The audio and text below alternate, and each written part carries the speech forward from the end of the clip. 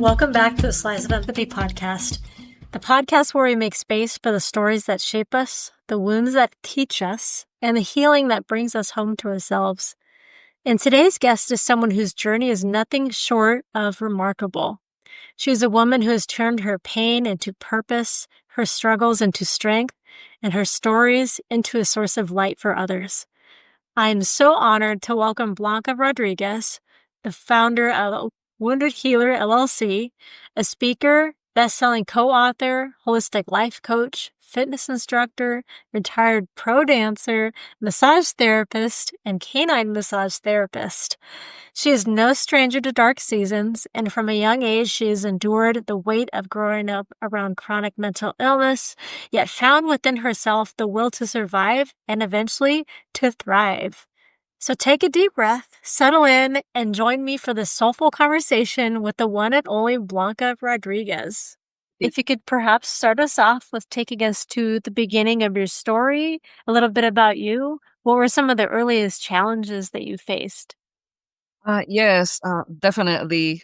Well, I'm the owner of Wounded Healer LLC, and the biggest reason why I named my business Wounded Healer is because of this pretty phenomenal story about a soldier that he was wounded by an arrow. I'm chewing my words here, and he became a healer, and that is exactly what I am doing in this life. This is my biggest mission in life, and what really, really pushed me to help others improve their quality of life comes from a world of trauma, especially untreated trauma, childhood trauma, lots of loss, mental illnesses, neglect, abandonment, isolation. My mother was chronically mentally ill, and she was untreated for most of her entire life. And as part of her illness, unfortunately, she was emotionally unavailable. And it started happening right after my father's sudden and tragic death when he was only 43 years old. I was 8 years old at that time. He was killed at his beloved jewelry store in New York City, and life was never the same again. And growing up around that kind of trauma, it can take a lot of people. It certainly took me to a downhill spiral of shame, self-sabotage, self destroyment. I mean, I was really in self-destruction here. And after jumping from person to person, going in a world of deep shame, being sexually harassed, sexually assaulted by more than one person over the years. Definitely that took me to an even deeper and very dark season in my life. And this season lasted a very long time, all the way till I became a mother. The time when it was not my duty, but it was my mission to turn my life around and make it better for myself and obviously the ones around me. And no, I didn't give life to my children. My children gave me a huge opportunity and a huge goal of making it better for myself and coming back to life. Actually, I'm a mother of two amazing human beings, and they're full grown adults now. And basically, that is it. Yeah, until this day. Oh, I love that. That's so inspiring. And I think Thank you. so many of us, and myself included, can relate to, your story of neglect and abuse, as well as our audience. What would you say kind of helped you hold on to hope during some of these darkest seasons that you've had? Oh, definitely in my story, the one place that I considered it my refuge, the place where I could go and always feel more stable, shine with my own light, and be true to my authentic self has always been music and dance. Definitely. And in my story, movement is medicine, life happens, dance helps. But that has been one of the most stable love in my life, that love that is unconditional, that will never let me down, that there is a song for every single emotion in life, that definitely music and dance have been the most stable thing in my life. And what kept me going more than anything was definitely dance, music, and that level of sincere and pure joy that I always have felt to this day, and I still do to this day. And with that, definitely, I always somehow, somewhere in my own turmoil, I always knew that that pure joy and that pure love, it must exist somewhere else. Definitely, not only through dance and music. It exists somewhere else, definitely in the form of friendships, in the form of relationships, in the form of decent people coming into our lives, people that really support you, people that care, people that want the best for you, people that want to see you grow as an individual, people that really want you to shine and improve no matter what age we are. There's this amazing speaker called Anthony Robbins, and he always said your past does not equal your future. Change your mindset, change your life. And definitely when I started to navigate into what was the root cause of my trauma, what was the root cause of the turmoil, of every dark season that I have been, of why of my self-sabotage and self-destruction, definitely that gave me the hope that I so very much needed and deserve to make it better for my life. I was one of those people that I would say, wow, if I keep on going like this, I'm not going to make it to 40 years old. And here I am. I'm going to turn 60 in October. So that definitely is a big deal for me. And I count my blessings every single day. And miracles are always around us. We just need to pay attention. I can attest to that. That's amazing. And Thank you. that's something that I can personally relate to as far as like having those individuals in our lives, during times where we might really be struggling. And Mm-hmm. I know for me, like it, came in the form of one of my grade school teachers or a therapist that I had also when I was in elementary school, Mm-hmm. and good friends that I've made throughout those years. And I feel like if it wasn't for that, I don't know how I would have gotten through some of these times. And so I feel like, you know, I almost want to say they're like angels in a way that, are kind of like placed into our Absolutely. lives, right? Mm-hmm. To kind of help us, move forward and be our best selves, during a time where it feels like that's not going to happen. Mm-hmm. Uh, Definitely. yeah. And so you've worn many hats, as a speaker, fitness instructor, life coach, and a retired dancer. How did movement and physical healing become part of your emotional healing journey? Yes, that is a great question, and thank you for that.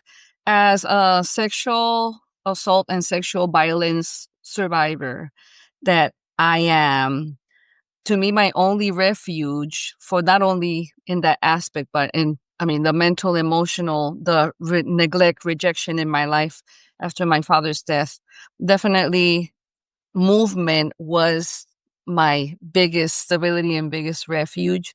And little did I know at those times, because I really didn't comprehend how powerful this will be for the rest of my life, and especially in my journey to recovering and picking up the pieces from my broken soul. And definitely, any kind of physical activity is not only phenomenal for our bodies, but it's phenomenal for better brain function, for better sleep, for anything that you can and cannot imagine. Movement definitely is the best medicine. And when I started counseling, because once I understood that the healing journey, I couldn't do it alone, because I was one of those very insecure people that, oh, I have to do it alone because I am not worth anybody's time. And that's why I wanted to do it alone, everything.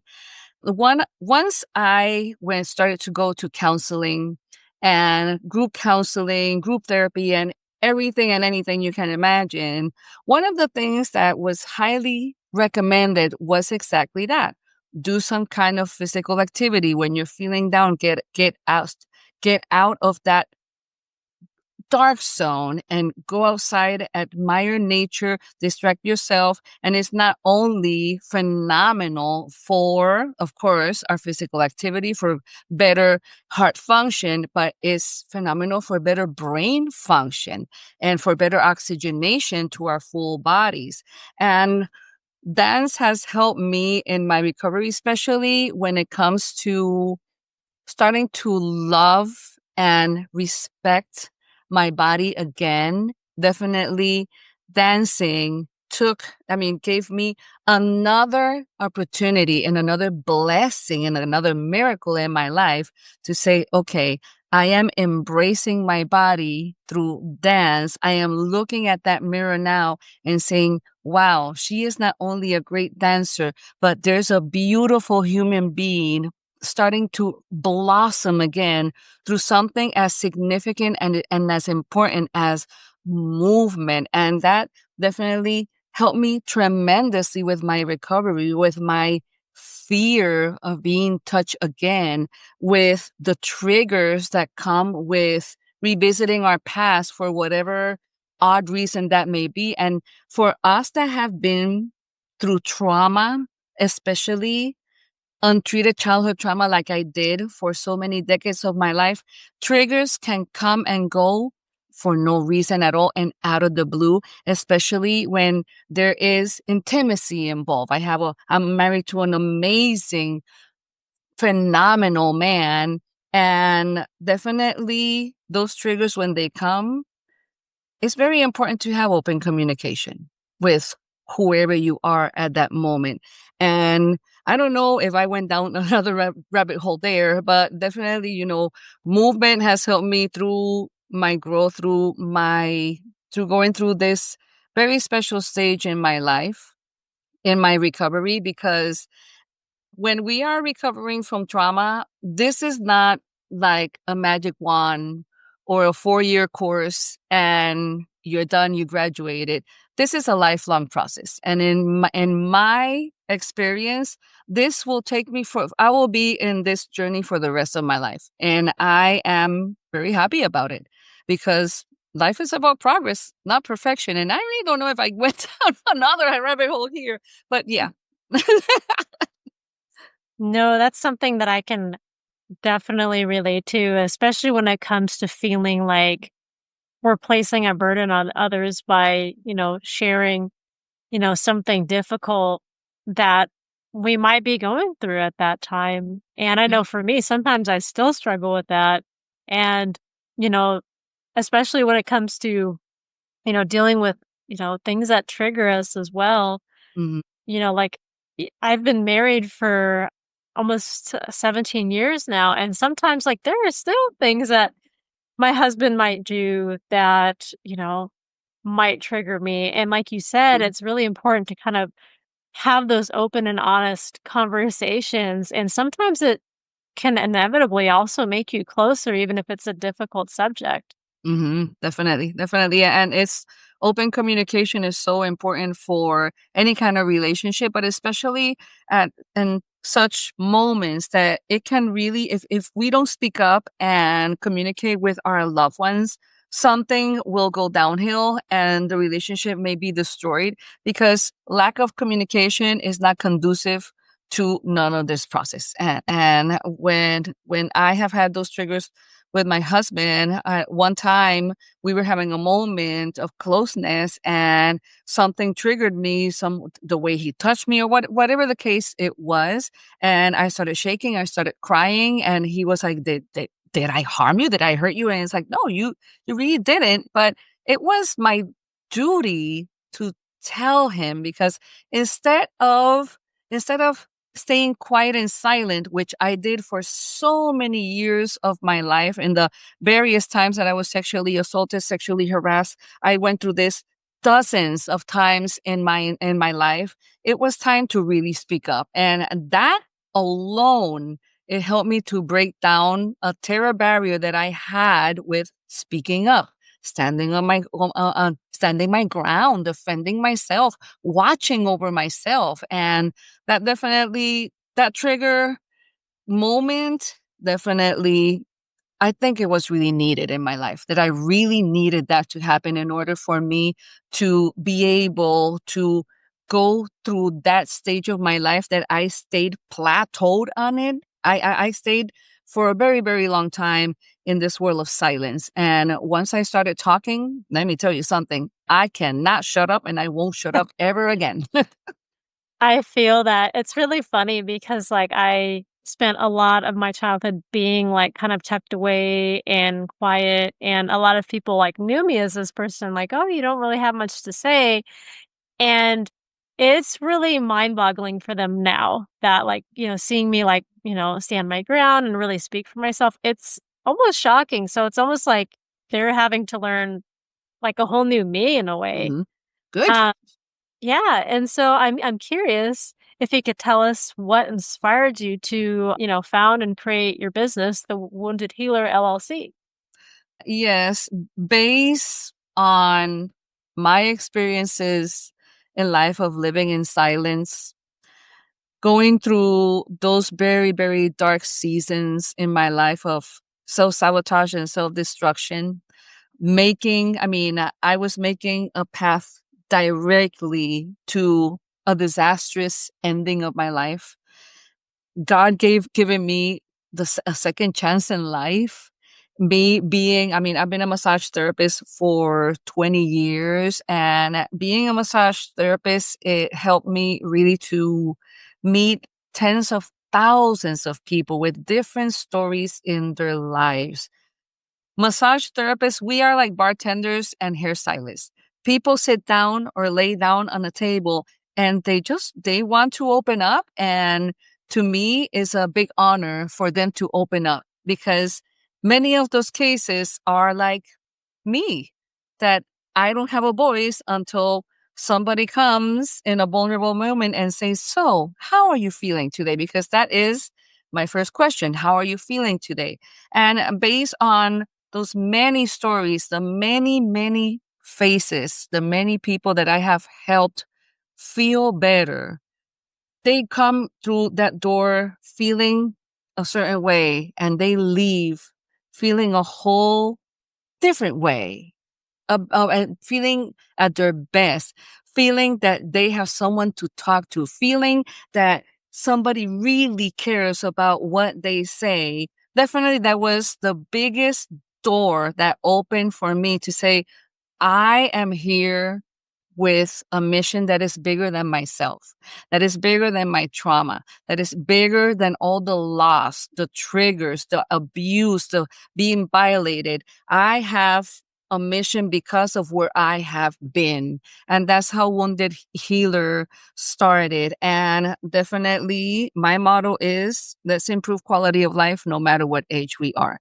That restart button can be hit as many times as we want, as long as it is with the purpose of making the life better for ourselves. It doesn't matter how late or how early we may be. The earlier, the better. But if you are supposedly late, that doesn't matter. It's not an excuse. It should never be a stop sign for who you really want to be in this life. And that's why I'm a holistic life coach, a licensed massage therapist, a fitness instructor I've been a fitness instructor and a dancer for many, many decades of my life. And that is another way to improve our quality of life, no matter what age we are.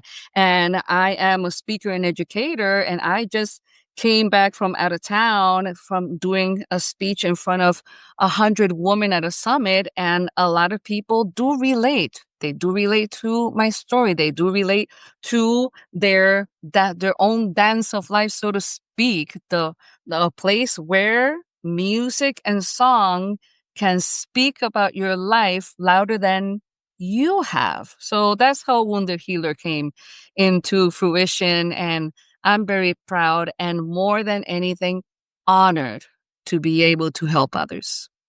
I love that. And Thank you. especially thinking about our lives as kind of like a dance in a way. It's just really such a great way of looking at it.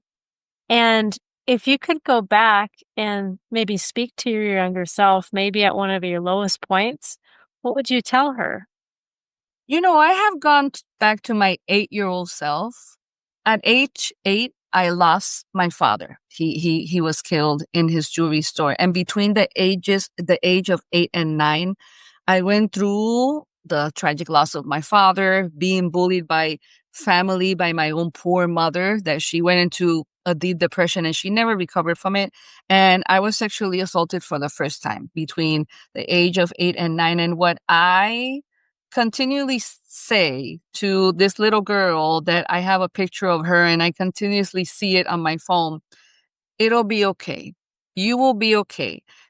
All of this has happened for a reason, and it's a reason bigger than you may even think. And I went through that question for a very long time, but I finally found the answers that I was seeking all along.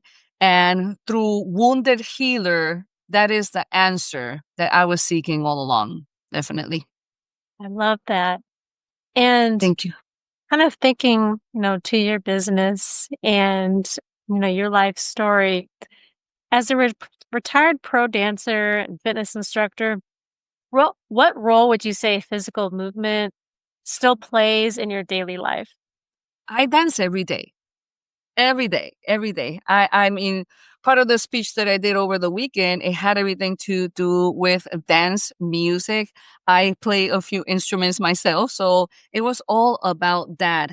And every time I dance, even to a little bit of a song, a piece of a song, I feel alive. I feel full of energy.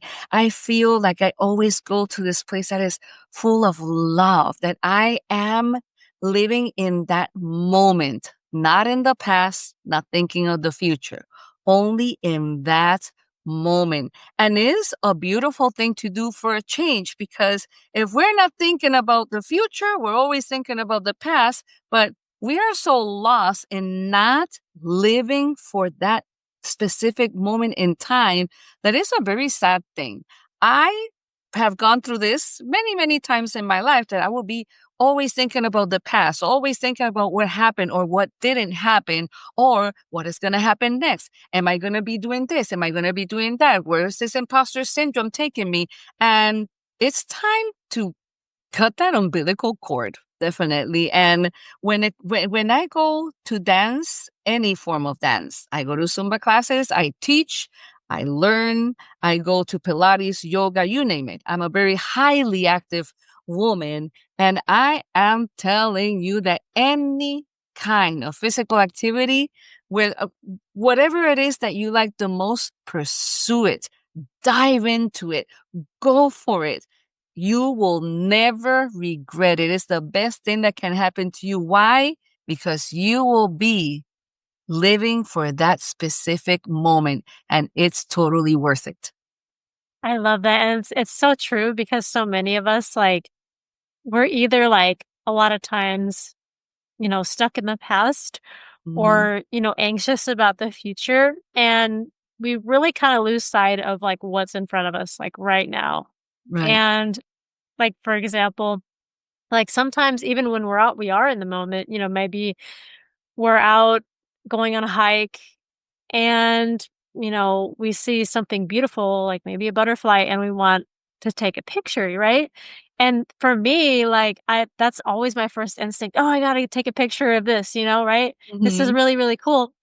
And while it's great and all, like it kind of does take us away from the moment of like being really fully Mhm. present. And I think that applies to so many other aspects of our lives, whether we're engaging, with our friends, or maybe we're out to eat or at a birthday party or something like that. You'll Mhm. often hear about people like everyone's on their phone, right? And so I think that it's so easy, like, especially now, like, for us to kinda lose sight of that, and Right. honestly, it really takes some conditioning in a way that, maybe I Mhm. don't need to capture every single moment. Like, the best Mhm. thing I can do is just really just be grounded and fully present and Yeah. really absorb what's going on around me.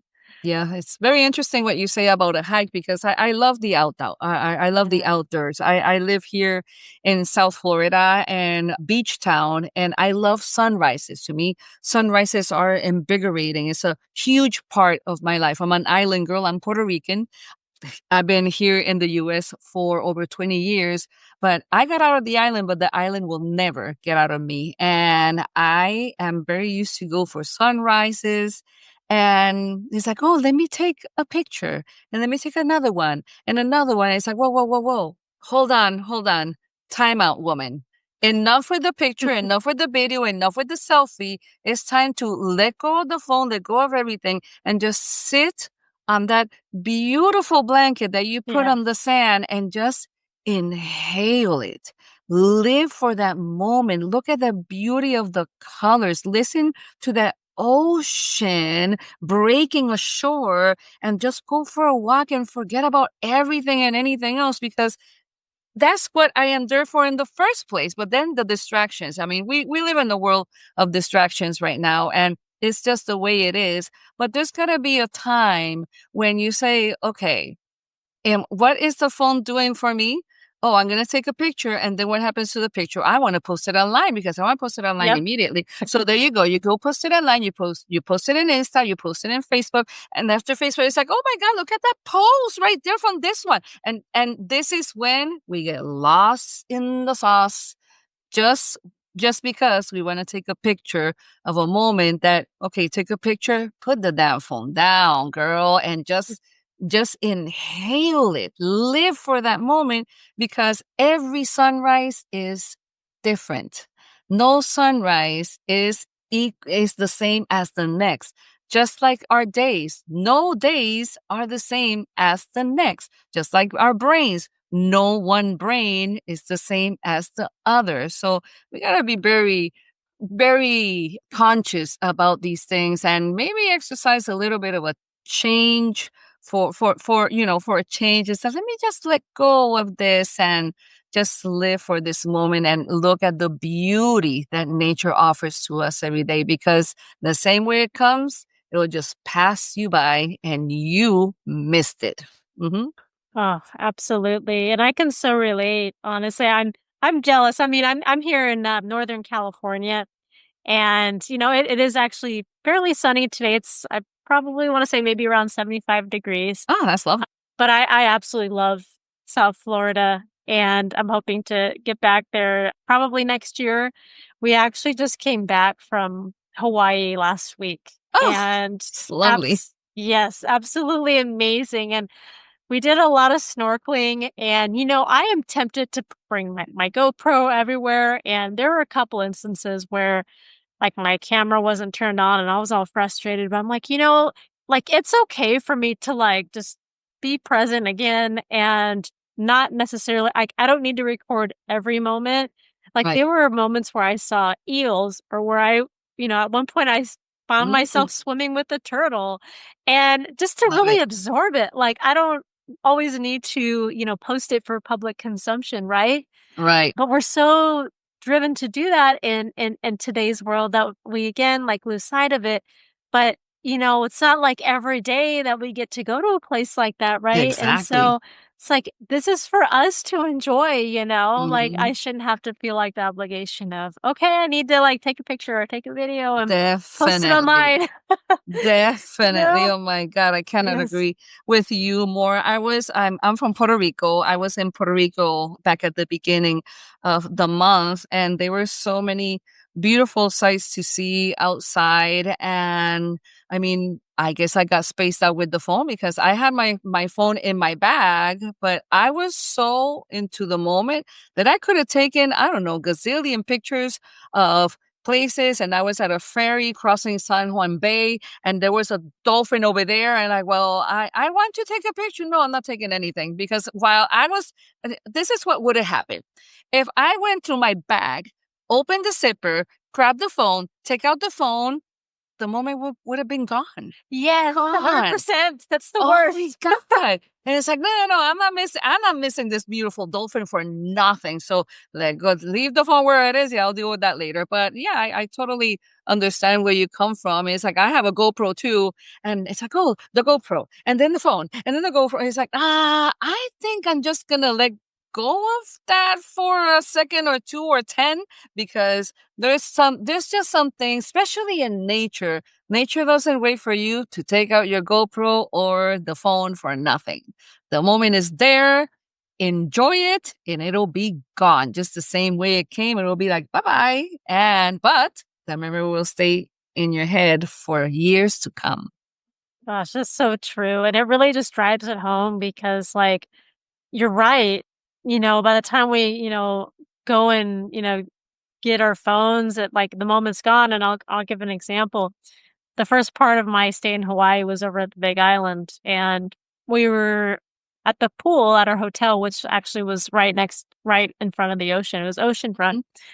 And there were these eels that had actually come up real close on land.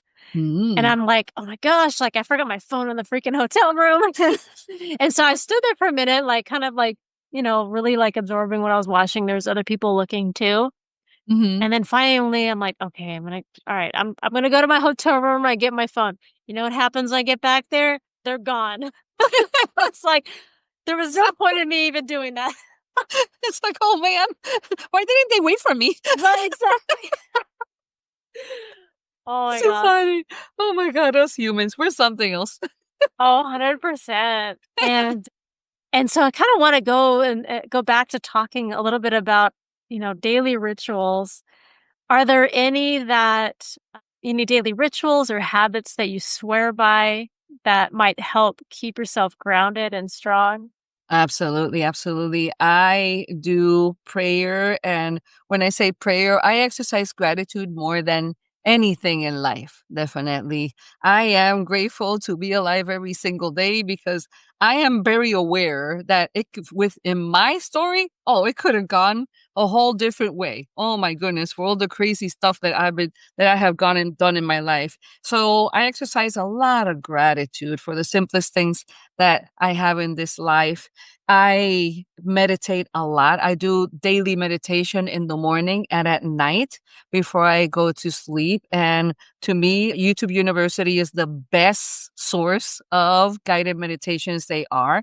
There is transcendental meditation that people stay in silence. Well, I get too distracted with the silence. So I always love to hear a gentle voice guiding me to where my mind wants to go, especially at nighttime when I want to go to sleep. I do a lot of yoga nidra. I do a lot of different breathing techniques that help me tremendously with lowering stress levels, lowering the heart rate, and clearing up my mind. It helps me tremendously on a daily basis, actually.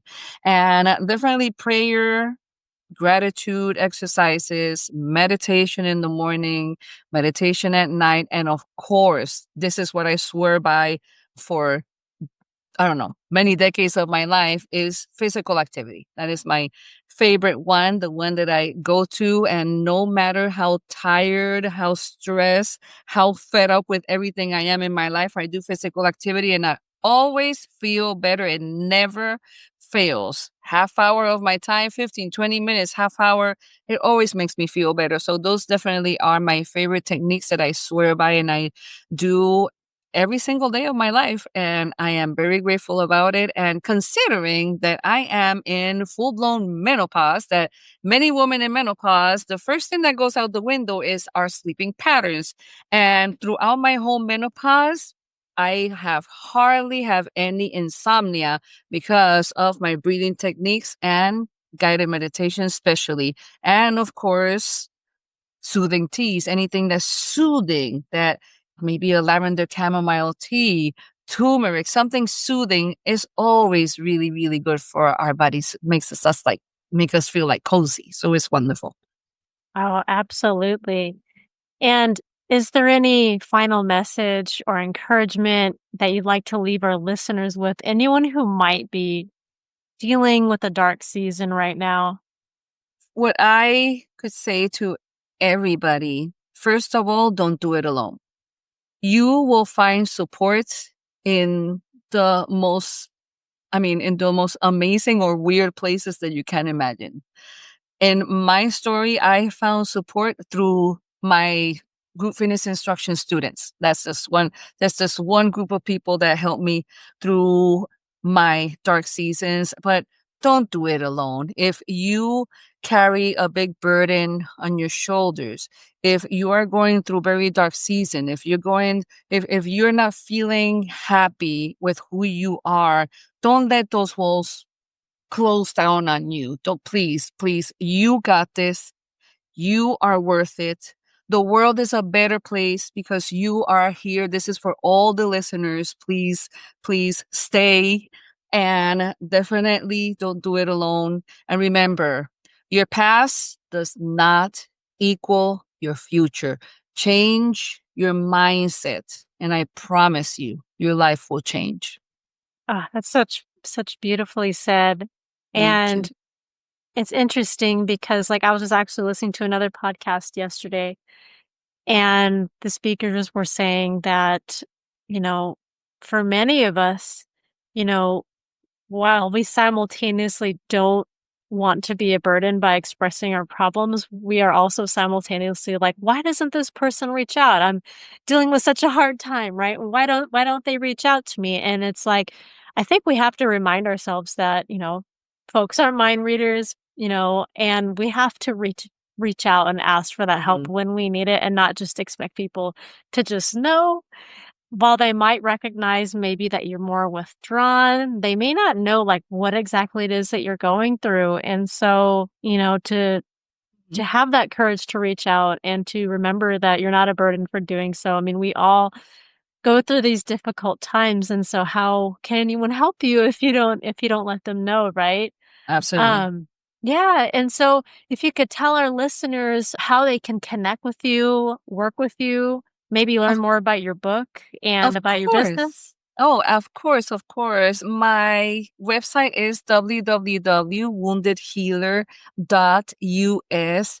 You will find my email, my phone number. Call me, text me. I am here to help. For all the listeners, if you want to reach out to me, please do so. I am offering for all the listeners a complimentary life coaching session. And it's not about convincing you to do anything. It's about having an ear, that someone that can listen to you and can try to help you through whatever goal it is that you have in life, through whatever turmoil you have in life. And trust me when I tell you, I do relate. There is a reason why I have a professional life coach that helps me every single time. And this is why I became a life coach as well. So please, again, don't do it alone. You can find me in all social media platforms as woundedhealer.blanca as well.